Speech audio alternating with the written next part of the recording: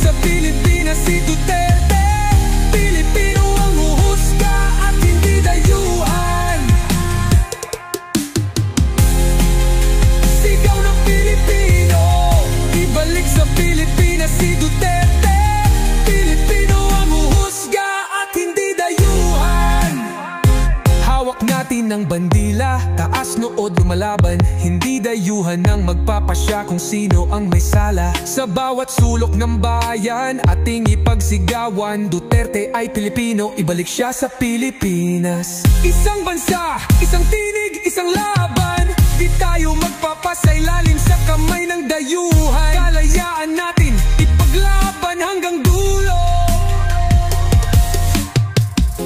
Duterte sa Pilipinas, yan ang sigaw ng Pilipino.